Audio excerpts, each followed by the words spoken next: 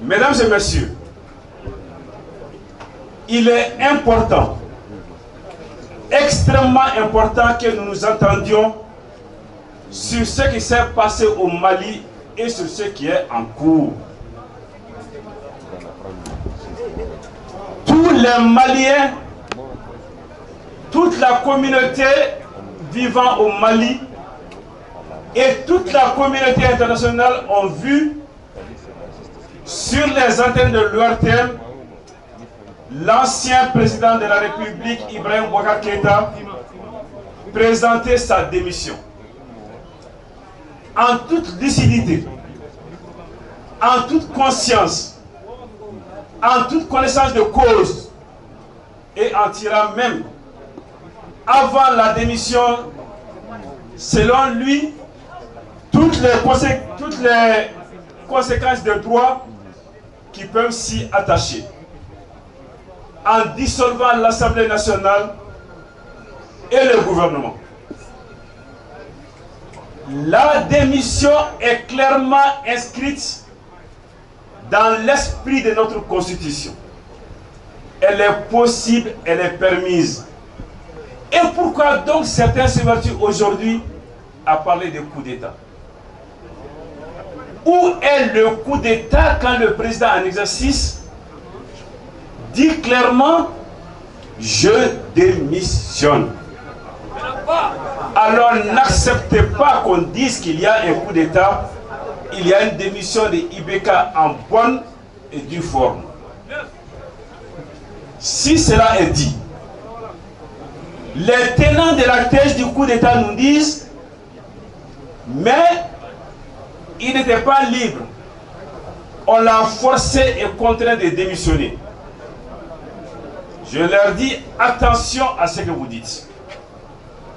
Si vous soutenez que celui qui a fait 20 ans à la tête des affaires du Mali, 7 années comme Premier ministre, 5 années comme président de l'Assemblée nationale, 7 années comme président de la République, si vous nous dites qu'au bout de 3 à 4 heures de temps, on l'amène à démissionner alors qu'il ne voulait pas le faire, ça veut dire que le Mali l'a échappé belle. Parce qu'à ce niveau de responsabilité, on sait ce qu'on doit faire, on sait ce que l'on ne doit pas faire.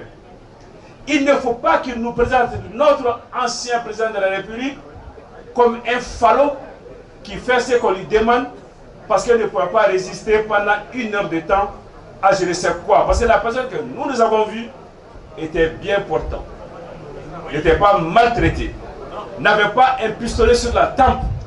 Il a décidé de démissionner et nous sommes dans un schéma de démission. La CEDEAO a fini sa conférence extraordinaire des chefs d'État. Ils ont dit qu'ils ne reconnaissent pas de légitimité à l'action qui a parachevé ce que le M5 a entrepris depuis de nombreuses semaines. Je leur dis simplement, malgré tout le respect que je leur dois, que ce sont les Maliens qui confèrent la légitimité aux autorités du Mali. Nous ne sommes pas encore dans une fédération. Nous sommes dans une communauté d'États indépendants et souverains. Et la légitimité dans ce cas, c'est aux Maliens et aux Maliens seuls qu'on doit leur poser la question. Ils nous disent qu'il faut libérer le président Ibrahim Boubacar Keïta et le restaurer dans ses fonctions. Restaurer quelqu'un qui a démissionné dans ses fonctions, c'est dire à la personne, il faut te dédire. Considérons quand même qu'il a une parole. Et quand il dit quoi, puisqu'il a une parole, on s'en tient à sa parole, qui est la démission. Maintenant, le libérer, pourquoi pas? Mais ceux qui demandent cela aujourd'hui, n'ont-ils pas vu les milliers de Maliens affluer à son domicile pour aller faire quoi? Il a fallu que les forces de l'ordre s'interposent pour assurer sa sécurité. Demandons que ces droits soient respectés, mais qu'on ne demande pas qu'ils soient livrés à la colère de ceux qui ont subi pendant de nombreuses années. à mon avis, nos chefs d'État doivent intégrer ces données. Maintenant, on dit que le Mali est suspendu. Nous sommes dans une communauté, c'est-à-dire dans un rapport donnant-donnant. Chacun donne quelque chose, chacun reçoit quelque chose. Le Mali suspendu signifie quoi? Que le Mali n'a rien à donner? Que le Mali n'a rien à prendre? Mais si c'est le cas, pourquoi a-t-on accepté le Mali dans la communauté? J'appelle l'attention de nos hauts dirigeants, de nos hautes autorités sur la nécessaire compassion à avoir à l'égard des plus démunis. Dans toute l'histoire de l'humanité, les sanctions et les embargos pénalisent d'abord les plus fragiles, les plus pauvres, les moins nantis.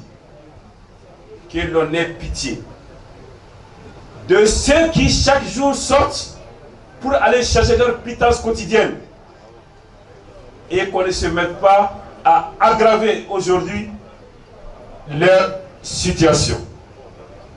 Une délégation est censée venir au Mali. Bienvenue. Bienvenue comme d'habitude.